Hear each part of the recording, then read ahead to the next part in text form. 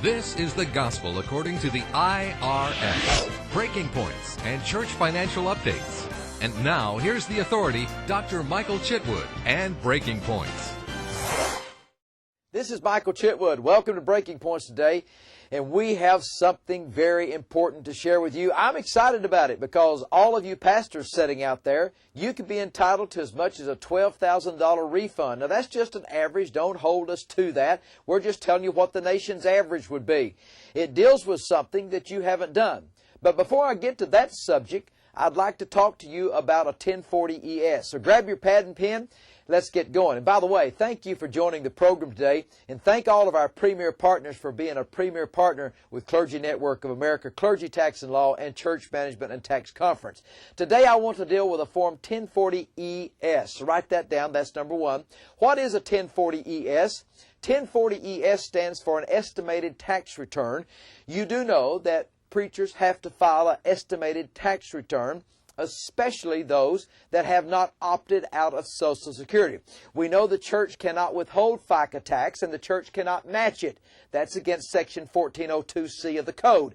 But therefore, you must file a 1040 ES. What does that do? It allows you to properly and accurately estimate your taxes that's due each quarter.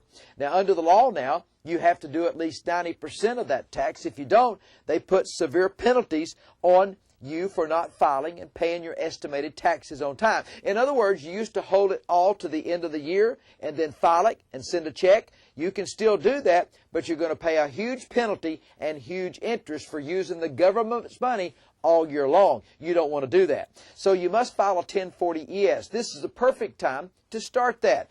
Talk to your personal CPA or your attorney that represents you if they know what they're doing.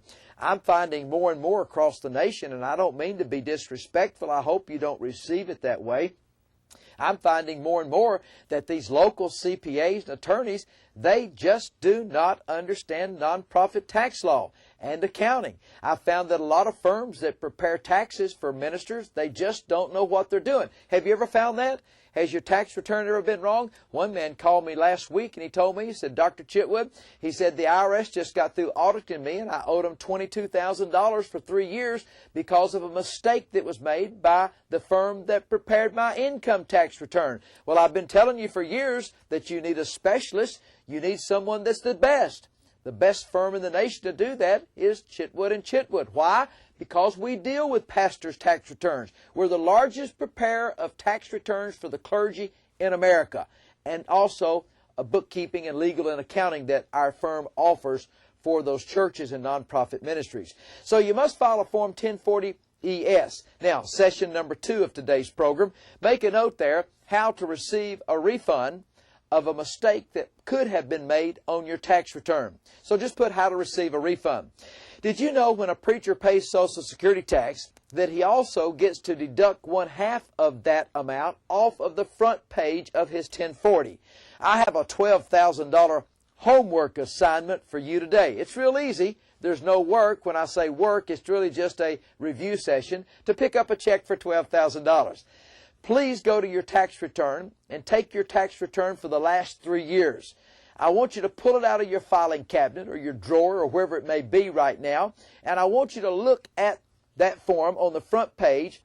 And if you'll go down to the front page, almost at the bottom, you'll find a line that says, you may deduct 1/2 of your self-employment tax right here on this line. Now, just a note there, make a note, point 3, you do understand that another word for self-employment tax is Social Security tax. You understand that, don't you? It's important for you to realize that Social Security tax is just another word for self-employment tax. In fact, we say it this way, FICA, SECA, self-employment, Social Security, they all mean the same thing, but there's different names for different classes of employees. We know that you just have 2 classes of employees. You have ordained and you have non-ordained. What makes a person ordained? Those big certificates that they bought or earned that's framed and matted 3 times the size they should normally be? No. What makes a person ordained? If you're doing all of the 9 sacerdotal duties. It's important for you to realize that you, as a minister of the gospel, and you're ordained,